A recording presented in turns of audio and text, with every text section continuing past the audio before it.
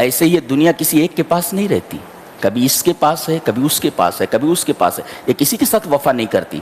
Saadi نے بہت اچھا کہا ہے، نہ لائق بود عیش با دل برے کہ ہر بام داجش بو شوہر، کہ ایسی معشوق سے دل لگانا اچھا نہیں ہے جس کا ہر رات ایک شوہر ہو۔ یہ دنیا ایسے ہی ہے، بڑے بڑوں کو کھا گئی، بڑوں بڑوں کو کھا گئی۔ یہاں دیکھو نا اطراف میں کیسے بڑے بڑے مزارات ہیں، کیسے بڑے بڑے محلات ہیں، کیسے بڑے بڑے قبے ہیں۔ آج وہاں جانور رہتے، سانپ رہتے، بڑے بڑے محلات جہاں شہزادیاں اور شہزادے داد عیش دیتے تھے، آج وہاں سانپ رہتے ہیں، جانور رہتے ہیں، کیڑے مکوڑے رہتے ہیں۔ اور بتایا گیا کہ پانی کی طرح ہے، آدمی اگر پانی میں گیا تو بھیگنا لازم ہے، لہذا اگر آدمی دنیا میں گھسا تو اس کے فتنے سے نہیں بچ سکتا، لہذا اس کو دور ہی رکھو۔ کیسے؟ اس کو جلال الدین رومی، میرا ہم نام ہے، صوفی ہے مگر کہیں کہیں باتیں بڑی اچھی کرتا ہے، وہ صوفی ہے، وہ رومی ہے، میں قاسمی ہوں، میں صوفی نہیں ہوں۔ تو وہ کیا کہتا ہے کہ دنیا کی مثال ایسی ہے جیسے کشتی ہے جو پانی کے اوپر چل رہی ہے، تو دنیا یہ پانی ہے اور کشتی میں تم لوگ بیٹھے ہوئے ہو۔ جب تک پانی نیچے ہے تب تک کشتی بھی محفوظ ہے اور تم بھی محفوظ ہو، پانی اگر کشتی کے اوپر آ گیا تو تم بھی گئے اور کشتی بھی گئی۔ مطلب یہ ہوا کہ دنیا میں رہتے ہوئے اس انداز سے رہو کہ دنیا کو ہمیشہ نیچے رکھو، اس میں داخل مت ہو۔ اگر کشتی پانی میں داخل ہو گئی تو تم بھی گئے، کشتی بھی گئی۔ کشتی کو اوپر رہنا چاہیے ہمیشہ۔ وَضْرِبْ لَهُمْ مَثَلَ الْحَيَاةِ الدُّنْيَا كَمَاءٍ، اللہ اکبر، دنیا کی زندگی پانی کی طرح ہے۔ پانی کو جیسے قرار نہیں رہتا ایسے ہی دنیا کسی کے پاس نہیں رہتی، کبھی اس کے پاس ہے کبھی اس کے پاس ہے۔ تو دنیا میں پھنس کر کے اپنی آخرت مت خراب کرو، زینت۔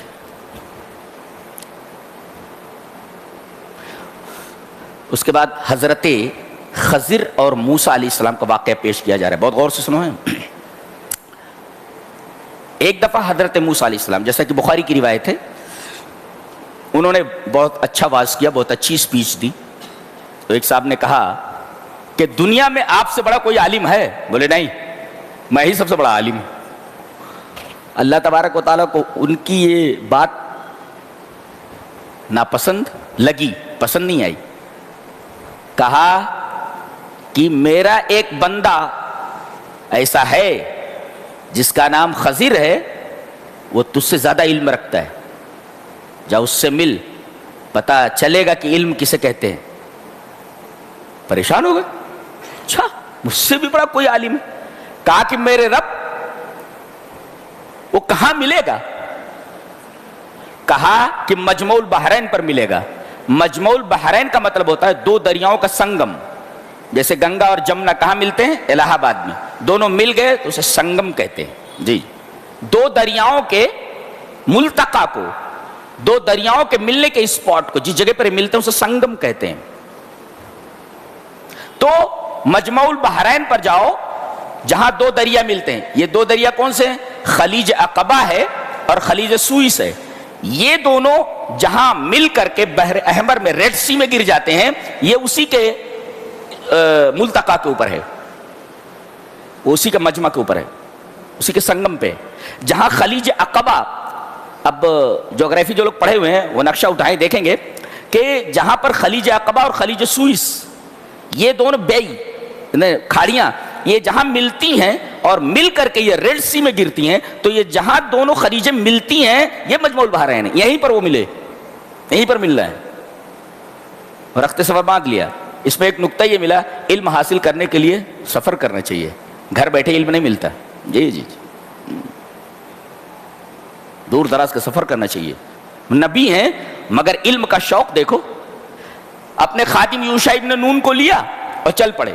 اللہ نے بتایا کہ ملنے کی ایک علامت ہے کہ ایک مچھلی لے لو اور انہوں نے مچھلی تل لی اور زنبیل میں رکھ لی. یہ مچھلی جہاں نکل کر کے سمندر میں چلی جائے گی وہیں ملاقات ہوگی. اللہ اکبر.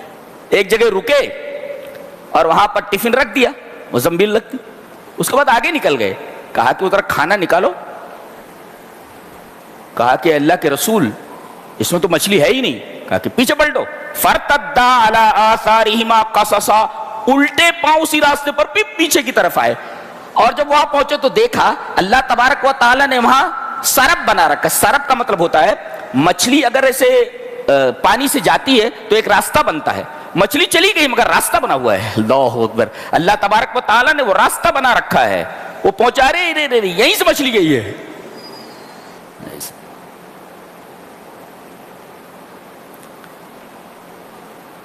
فلما بلغ مجمع بینہما, جب مجمع البحرین پہ پہنچے, نسیا حوتہما, آگے نکل گئے تھے اور مچھلی بھول گئے. فاتخذ سبیلہ فی البحر سربا, جب وہاں پہنچے تو دیکھا کہ وہ مچھلی جس طرف سے گئی ہے وہاں راستہ بنا ہوا ہے, سرنگ بنی ہوئی ہے پانی میں. اچھا یہیں ملیں گے. ملے حضرت. وہ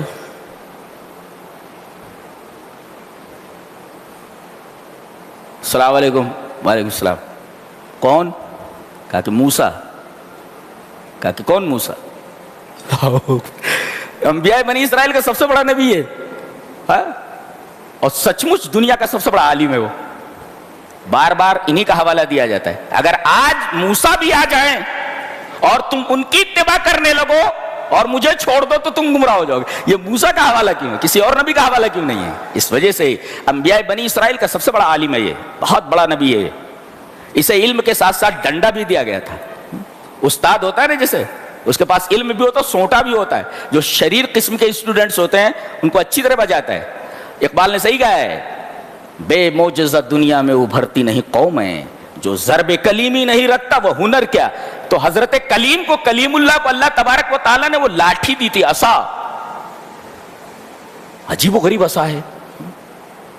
دریا پر مار دے تو دریا نے راستہ دے دیا, زمین پر ڈال دیا مقابلے میں تو اژدہا بن گیا, پتھر پر مار دیا تو 12 چشمے نکل پڑے. اللہ, کیا لاٹھی ہے, کیا عصا ہے. یہ اسی پیغمبر کے پاس ہے. کہا کہ کون؟ کہا کہ موسیٰ. کہا کہ کون موسیٰ؟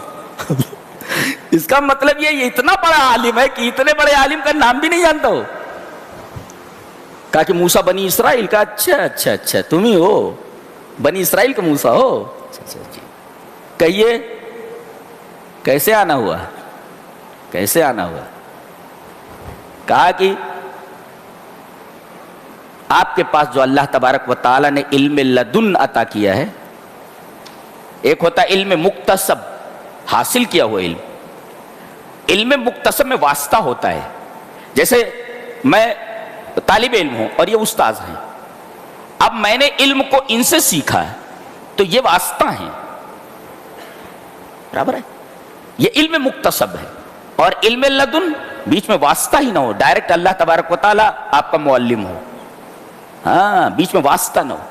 تو علم لدنی اور علم مکتسب کے درمیان فرق سمجھ میں آیا؟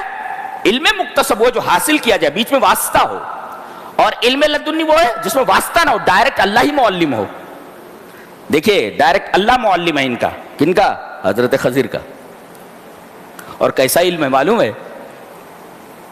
یہ پردہ لگا ہوا ہے, ہماری نگاہ اس پردے کے اوپر ہے, لیکن حضرت خضر کو وہ علم دیا گیا تھا کہ پردے کے پیچھے کیا چیز ہے.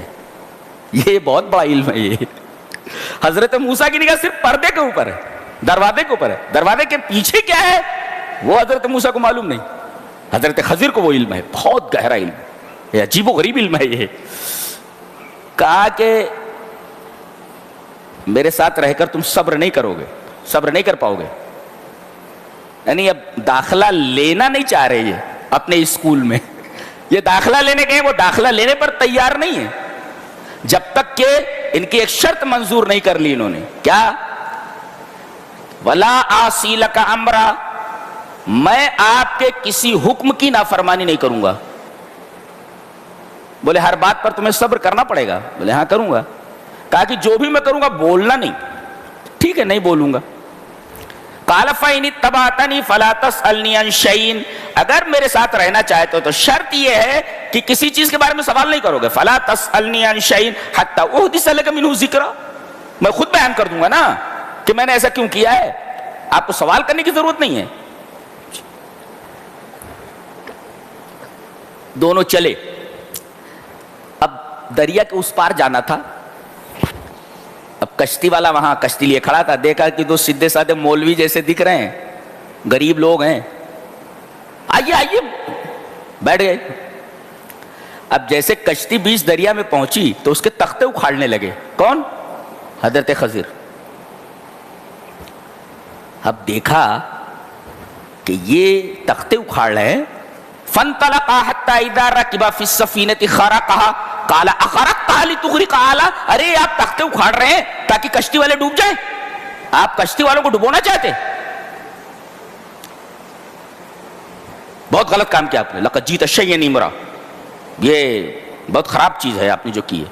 قال الم اقل انك لن تستطيع معي صبرا, میں بولا نہیں تھا کہ تم صبر نہیں کر سکو گے. ایک استاد کی ڈانٹ ہے ایک شاگرد کو. اچھا اس میں ایک عجیب بات کہی گئی ہے.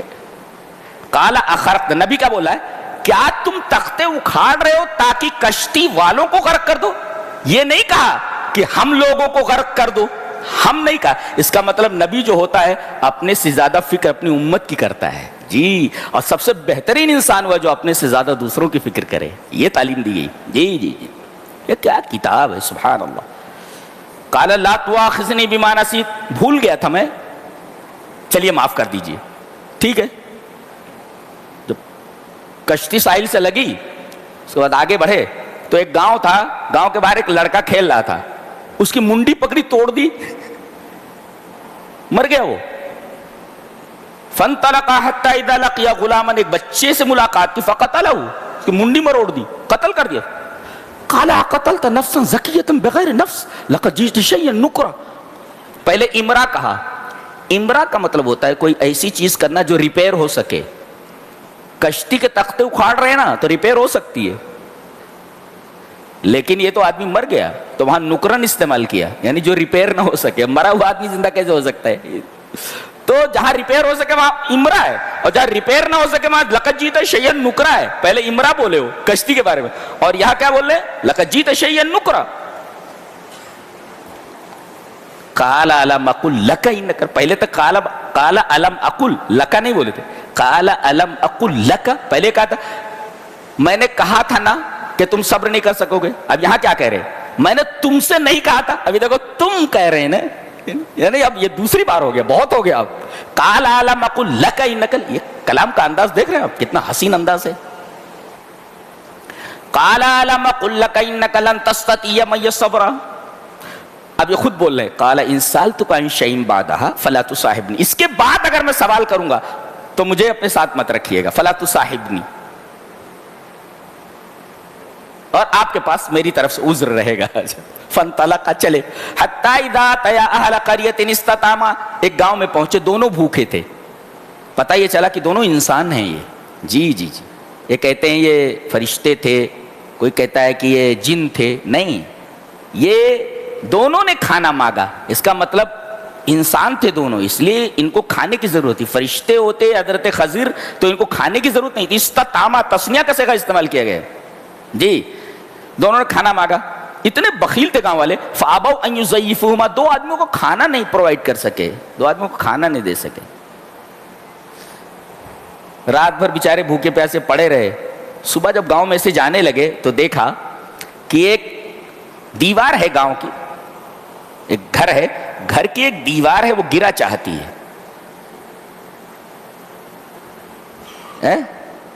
A wall is going to collapse, گرنے والی ہے. ایک دیوار ہے ریڈی ٹو فال ڈاؤن, بالکل گرنے والی ہے وہ. بس یہ وہاں کھڑے ہوئے اور انہوں نے اپنی جو خدا داد طاقت تھی, اللہ نے جو عطا کی تھی انہیں, سیدھا کر دیا اس دیوار کو. اب یہ تو جلے بھنے تو تھے ہی, غصے میں تو تھے ہی. قال لو شئت لاتخذت علیہ اجرا, اتنے بخیل لوگ کہ دو آدمیوں کا کھانا نہیں دے سکے اور آپ نے فری میں ایک گھر کی دیوار سیدھی کرتی. لو شئت لاتخذت علیہ اجرا, پیسے لے لیتے تھے, پیسے لے لیتے تھے. قال هذا فراق بینی و بینک, چلیے آپ اب میرے ساتھ نہیں رہ سکتے آپ. بار بار بولتا ہوں کہ ٹوکنا نہیں، سوال نہیں کرنا، بار بار ٹوک دیتے ہو. قال ھذا فراق بینی و بینک، اب ہم تمہیں اپنے ساتھ نہیں رہ سکتے. لیکن جاتے جاتے ان تینوں کا سبب، ان تینوں چیزوں کی وجہ ہے وہ جانتے جاؤ. اما السفینۃ فکانت لمساکین یعملون فی البحر، یہ جو کشتی ہے یہ مسکین لوگوں کی ہے، اس میں بیچارے مچھلیاں پکڑتے ہیں، بیچتے ہیں، کھاتے ہیں. دیکھو کشتی ہے مگر مسکین کہا گیا. اس کا مطلب فقیر کا مطلب یہ ہے کہ جس کے پاس کچھ نہ ہو، اور مسکین کا مطلب یہ ہے کہ کمانے کے ذرائع تو ہوں مگر پورا نہ پڑتا ہو. تو جس طرح فقیر ہماری زکوٰۃ کا مستحق ہے، ایسے مسکین بھی ہماری زکوٰۃ کا مستحق ہے. دیکھو کشتی ہے مگر انہیں مسکین کہا گیا. اچھا دوسری چیز، آلات کے اوپر زکوٰۃ نہیں ہے. مثلا آپ نے مشینیں لگا رکھی ہیں اور ایک ایک مشین 10-20 لاکھ کی ہے جس سے آپ کوئی پروڈکٹ بناتے ہیں، تو ان مشینوں کے اوپر زکوٰۃ نہیں ہے، بلکہ اس پروڈکٹ کے اوپر جو نفع ہے اس نفع کے اوپر اگر سال گزر جائے تو 2.5% کے حساب سے نکالنا. جی کہتے ہیں کہ میں نے اس کشتی کو خراب یہ کیا کہ آگے ایک بادشاہ رہتا ہے، کوئی اچھی چیز دیکھتا ہے، اچھی کشتی دیکھتا ہے نا، اسے زبردستی لے لیتا ہے. وَكَانَ وَرَاءَهُم مَلِكٌ يَأْخُذُ كُلَّ سَفِينَةٍ غَصْبًا، ہر کشتی کو جو اچھی دکھتی ہے غصب کر لیتا ہے. وہ ایک مفسر اس پہ لکھتا ہے قَدْ تُبْتَلَى بِزُرٍّ أَصْغَرَ لِيُدْفَعَ بِهِ زُرٌّ أَكْبَرُ، کبھی کبھی تمہیں چھوٹی تکلیف کے اندر مبتلا کیا جاتا ہے تاکہ اس کے ذریعے اللہ بڑی تکلیف کو تم سے دور کر دے. لہذا کوئی چھوٹی تکلیف آئے تو اللہ یہ کہہ رہا ہے کہ پریشان ہونے کی ضرورت نہیں، کوئی بڑی مصیبت آنے والی تھی اس کی وجہ سے ٹال دی گئی ہے. جی یہ دیکھو چھوٹی مصیبت ہے، تختے اکھاڑ دینا، نہیں تو پوری کشتی چلی جاتی نا، بڑی مصیبت تھی آگے. اس کی وجہ بتائی انہوں نے. اچھا وَأَمَّا الْغُلَامُ، یہ جس بچے کی گردن مروڑ دی میں نے، جانتے ہو یہ کون تھا؟ یہ اس کے ماں باپ مومن تھے، اس کے ماں باپ مومن ہیں، اور یہ بچہ آگے چل کر کے اپنے ماں باپ کے ایمان کے لیے، دیکھیں وَأَمَّا الْغُلَامُ فَكَانَ أَبَوَاهُ مُؤْمِنَيْنِ، اس کے ماں باپ مومن ہیں اور یہ آگے چل کر کے یہ کافر ہونے والا ہے، یہ کافر ہے. یہ تو کہیں محبت میں آ کر کے اپنے بیٹے کے محبت طبعی میں پھنس کر کے کہیں یہ اللہ کی اطاعت سے نکل نہ جائیں اور سرکشی میں مبتلا نہ ہو جائیں ماں باپ، اور کفر نہ کریں. اس میں ایک نکتہ ہے کہ ایمان اتنی قیمتی شے ہے کہ اس کے مقابلے میں بچے کو بھی قربان کیا جا سکتا ہے. جی بچے سے آدمی فطری طور پر محبت کرتا ہے، لیکن ایمان اتنی قیمتی شے ہے کہ بچے کو ایمان کے اوپر قربان کیا جا سکتا ہے، لیکن ایمان کو ہاتھ سے نہیں جانا دینا ہے. جی اور اس کے بعد وجہ بتا رہے ہیں، میں نے منڈی مروڑ دی اس کی، اب فَأَرَدْنَا أَن يُبْدِلَهُمَا، اللہ نے یہ کہا ہے کہ اس کے بدلے انہیں ایک بہترین بچہ دینے والے. یہ کافر بچہ ہے جو اپنے ماں باپ کے ایمان کے لیے آزمائش بن سکتا تھا، لیکن اس کے بدلے ہم ایک بہترین بچہ دینے والے ہیں ان کو. کیسا ہوگا وہ؟ خیرا منہ زکاۃ واقرب رحما، جو اللہ کا بھی فرما بردار ہوگا اور اپنے ماں باپ کے اوپر بہت زیادہ رحیم ہوگا. رحما یہ رحمت کے اندر مبالغہ ہے. ایک ہے ماں باپ کے ساتھ حسن سلوک کرنا اور ایک ہے ماں باپ کے ساتھ محبت سے آگے بڑھ کر کے رحمت کے درجے میں پہنچ جانا. یہ بہت بڑی بات ہے. لہذا سیکھو قرآن حکیم سے، اپنے ماں باپ کی عزت کرو، اور جیسے جیسے وہ بوڑھے ہوتے جائیں آپ کی محبت کے اندر، آپ کے حسن سلوک کے اندر اضافہ ہوتا جانا چاہیے. نہیں تو یہ دنیا تو هل جزاء الاحسان الا الاحسان ہے. نہیں ماں باپ کی خدمت کرو گے، تمہارے بچے بھی ہیں، خوب لات دیتے تم کو، خوب بری طرح لات دیتے. اس ہاتھ دے اس ہاتھ لے. وَأَمَّا الْجِدَارُ فَكَانَ لِغُلَامٍ، اور یہ گھر کی جو دیوار تھی جس کو میں نے سیدھا کر دیا، جانتے ہو اس دیوار کے نیچے یہ گھر 2 یتیم بچوں کا ہے، اور اس گھر کی اس دیوار کے نیچے اس کے باپ نے خزانہ گاڑ رکھا ہے اور اس کا باپ نے ان دونوں کا باپ نے ایک تھا. وَأَمَّا الْجِدَارُ فَكَانَ لِغُلَامَيْنِ يَتِيمَيْنِ فِي الْمَدِينَةِ. مدینہ من شہر، سٹی. اس شہر کے اندر یہ جو گھر تھا جس کی دیوار گرا چاہتی تھی، یہ 2 یتیم بچوں کی تھی. وَكَانَ تَحْتَهُ كَنْزٌ لَهُمَا. اس کے نیچے ان دونوں کے لیے خزانہ گڑا ہوا ہے. اس کا باپ گاڑ کر کے گیا اس کو. اور کیسا تھا؟ وَكَانَ أَبُوهُمَا صَالِحًا. کا باپ نیک تھا. پتہ یہ چلا کہ آج آدمی کیا کرتا ہے؟ اپنے بچوں کے لیے بینک بیلنس بناتا ہے. حرام کمائی ہو حلال کمائی ہو، اتنا کر کے چلا جاؤں کہ 7 پشت بیٹھ کر کے کھائے. یہ کہتے ہیں. یہاں کہا جا رہا ہے نیکی کر کے جاؤ. بہت سارے بادشاہوں کے بچوں کو بھیک مانگتے ہوئے دیکھا گیا ہے. جی تو دولت اصل نہیں ہے. آدمی صالح ہو تو اس کی صالحیت کا، اس کی نیکیوں کا فائدہ اس کے مرنے کے بعد اس کے بچوں کو ملتا ہے دنیا میں. جی دنیا میں ملتا ہے. تو نیکیاں نسلوں میں متوارث ہوتی ہیں. نیکی کرو گے تو نسلوں میں نیکیاں منتقل ہوتی ہیں. نیکیاں نسلوں میں متوارث ہوتی ہیں. باپ نیک تھا، اس کے مرنے کے بعد اس کی نیکی کا فائدہ بیٹوں کو مل رہا ہے. تو تم نیک بنو، نہ کہ پیسہ جمع کرنے کے چکر میں رہو. نالائق اولاد نکل گئی تو جتنا بنا کر کے پراپرٹی جا رہے 2 دن کے اندر پھونک کر کے رکھ دیں گے. تو اصلی چیز کیا ہے؟ نیک بنو.